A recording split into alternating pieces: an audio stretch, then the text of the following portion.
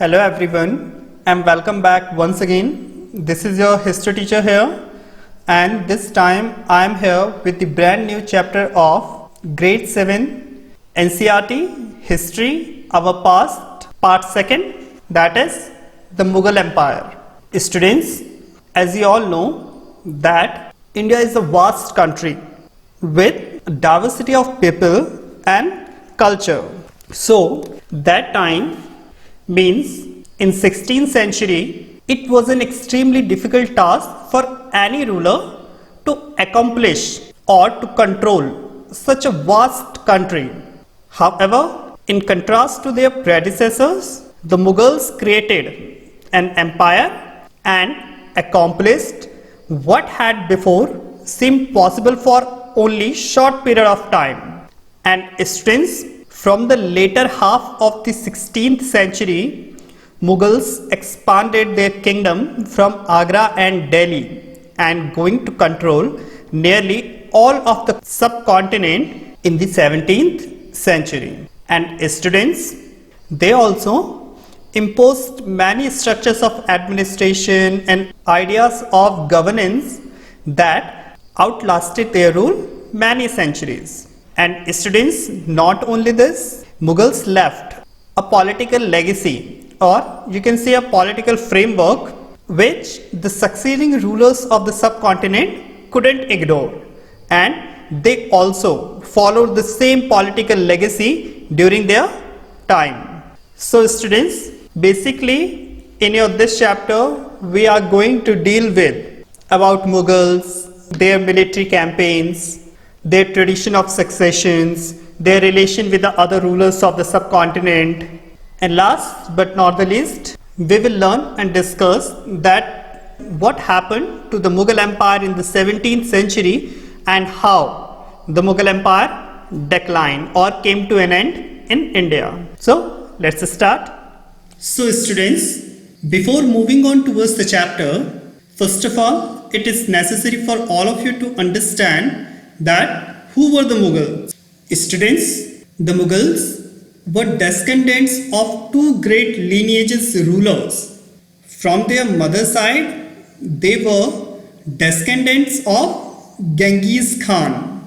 Genghis Khan, who was the Mughal ruler, who ruled over the parts of China and Central Asia during his time. And students, from their father's side, Mughals were the successor of Timur, who was the ruler of Iran, Iraq and modern day Turkey.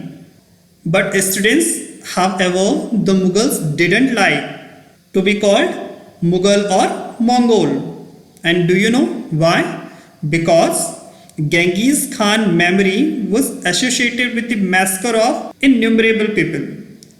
While on the other hand, the Mughals were proud of their Timurid ancestry, but not least of all because their great ancestor had captured Delhi in 1398. And students, the image that you see here, this one is of Genghis Khan, and here the second one is of Timur. Now students, let's learn and understand about their military campaigns. Students, Babur was the first Mughal emperor who ruled over India from 1526 to 1530. And students, before 1526, he was succeeded to the throne of Fargana in 1494. And students, do you know where is this Fargana is located? Students, this Fargana is located in Uzbekistan. So students, when he was just 12 years old, Babur was forced to leave his ancestral throne. And why? Due to the invasion of Mongol groups. Then students, the Uzbeks seized Kabul in 1504. Students, the Uzbeks are basically an ethnic group who are native to Central Asia. And students, it is the largest ethnic group of Uzbekistan, and they comprises the majority population of Uzbekistan. The Uzbeks means the people of Uzbekistan seized Kabul in 1504, and then after that in 1526 the Uzbeks attacked on Delhi and defeated the then Sultan of Delhi Ibrahim Lodi at the Battle of Panipat and captured Delhi and Agra. Now students, let's discuss that what would the Mughal tradition of succession. Students, the Mughals didn't believe in the rule of primogeniture, means where the eldest son inherited his father's property. So students, it means that the Mughals didn't believe in the patriarchy rule, where the eldest son got the throne of his father.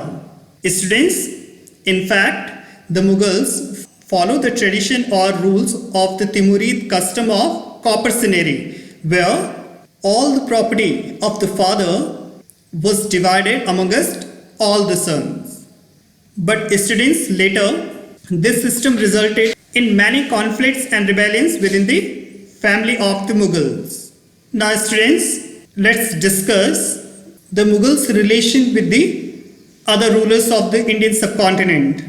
Students, that time many Indian rulers started accepting Mughals' supremacy, or you can say authority, and students, in contrast of this, the Mughals campaigned and fought against rulers who didn't obey them or accept their supremacy.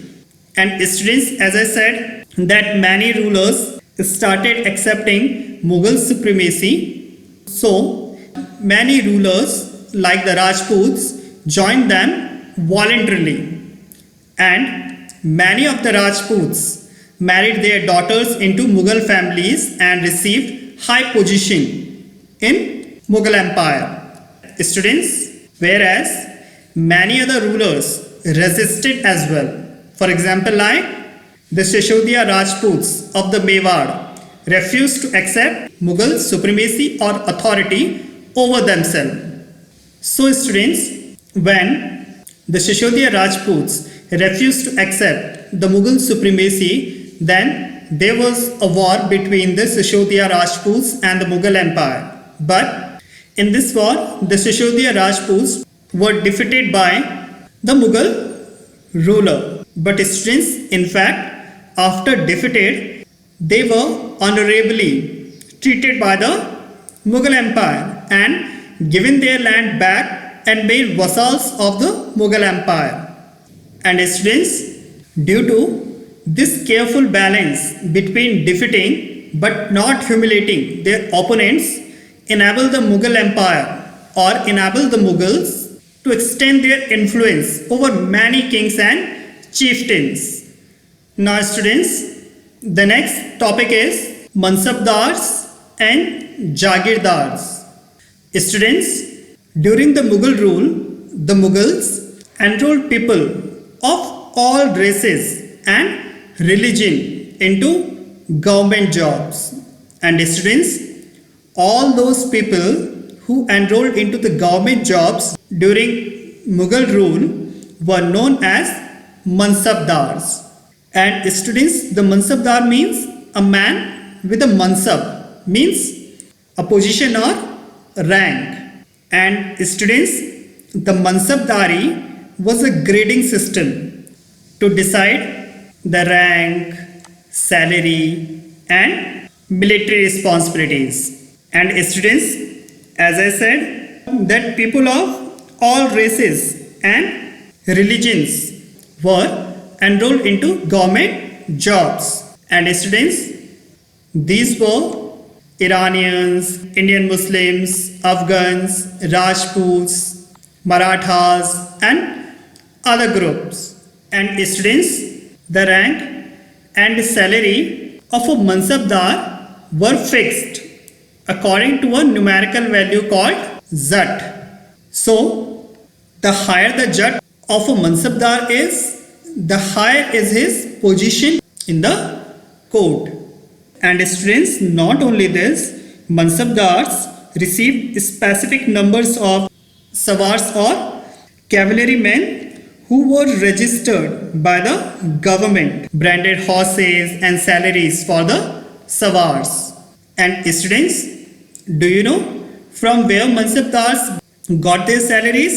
Students, Mansabdars received salaries as revenue assignment called Jagirs. And this Jagir is somewhat like the Ikta system that you already learned in your previous chapter. But students, unlike Muktis, all Mansabdars didn't reside in their own Jagirs. But in fact, they used servants to collect revenues there, while they themselves served in the another part of the empire. But students, during the Akbar's rule, a Mansabdar's salary was roughly equal to the revenue the Mughal Empire got from his Jagir. But students, this system of collecting revenue was totally changed during the rule of Aurangzeb. And during Aurangzeb's time, as the number of Mansabdars increased and the number of Jagirs decreased, there were more land revenue. And students, when Aurangzeb unable to control these developments, then under his rule, the peasants suffered a lot. Now students, the next topic is Zabt and Zamindars. Students, during the Mughal rule, the main source of income of the Mughal Empire was tax on farm produce, and peasants paid taxes to the headmen or local chieftains who were termed as Jamindars by the Mughals. And students, during the Akbar's rule, Akbar appointed a special revenue minister called Todarmal, who took careful survey of the crop yields, prices and areas cultivated for a period of 10 years. And based on this data, the tax was fixed on each crop in cash.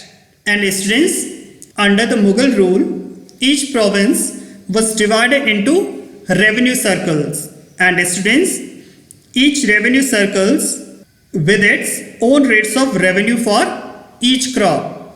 And students, this revenue system was known as Zabt. And this system of Zabt was prevalent in those areas where Mughals could survey the land and keep regular accounts. But students, this Zabt revenue system was not possible in provinces like Gujarat and Bengal. So, in some areas like the Gujarat and the Bengal, the Jamindars exploited the peasants. Due to this started a rebellion which picked up speed later in the end of the 17th century. Now students, here is a case study of the life history of Akbar. Students, Akbar's courtier Abul Fazl wrote 2 books on Akbar and his administration. And the name of the book is Akbarnama and Akbari. And students, in these books, Abul Fazl describes that the empire was divided into subas, and these subas, means to say the province, was governed by a subedar who carried out both political and military functions. And students, he also wrote down in these books that each province had a divan, means to say the financial officer, and the financial officer was supported by the other officers such as military paymaster, who was known as Bakshi that time, and the minister in charge of religious and charitable patronage, and this minister was known as Sadr that time. Similarly, in the same way, a military commander also that were known as Faujdar that time, and there was a police commander also that was known as Kotwal that time in order to maintain peace and order in the province. So students, along with the financial officer, these all officers are also appointed on different posts in order to support the financial officer, means to say the Diwan.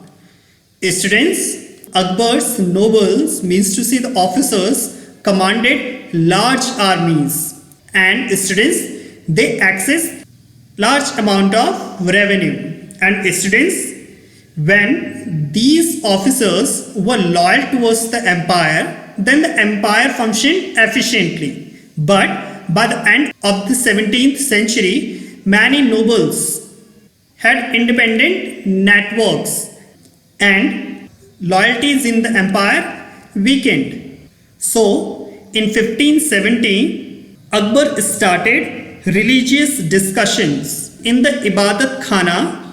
Students, do you know what is the meaning of Ibadat Khana?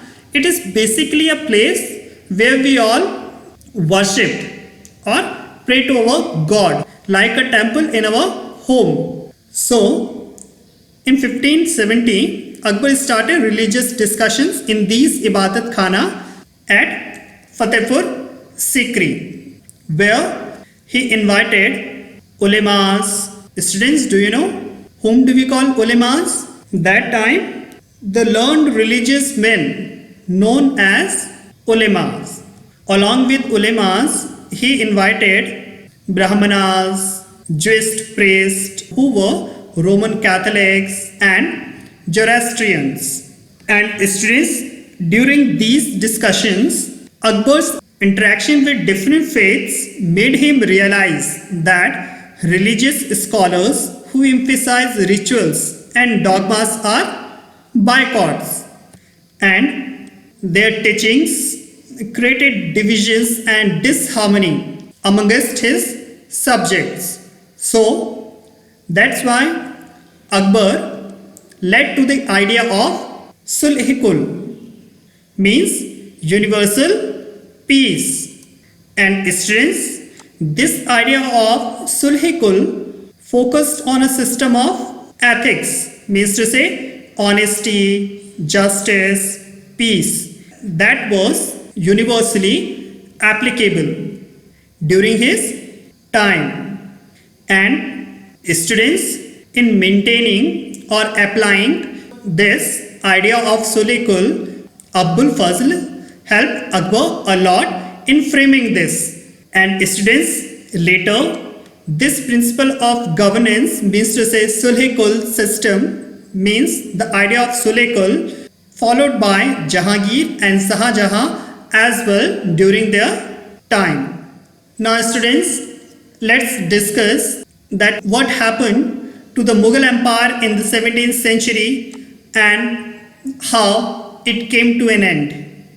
Students, as we discussed earlier, that Mansabdar gained a lot of power and became highly corrupt officers under the rule of the later Mughals. And students, even the documents from the 20th year of Shah Jahan reigns also shows that the highest ranking Mansabdars were only 445 in number out of a total of 8,000, and amounts to a mere of 5.6% of the total number of Mansabdars received 61.5% of the total estimated revenue of the empire as salary for themselves and their troopers.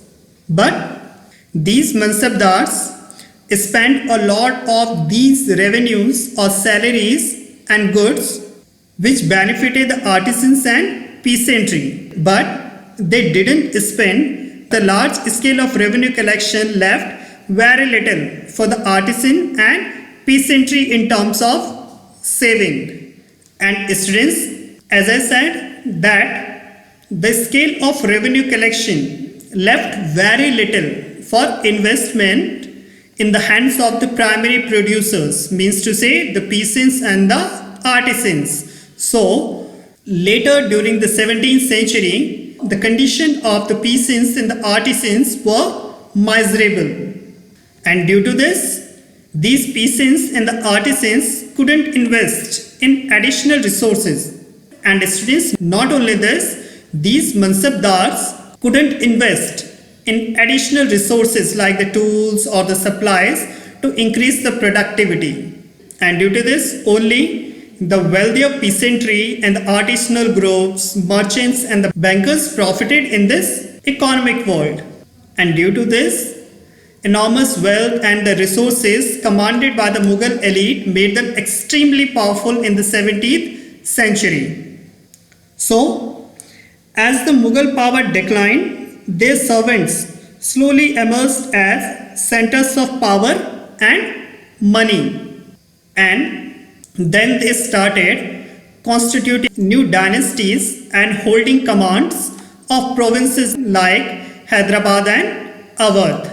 But they continued to recognize the Mughal emperor in Delhi as their master. And by the 18th century, the provinces of the empire consolidated their independent political identities.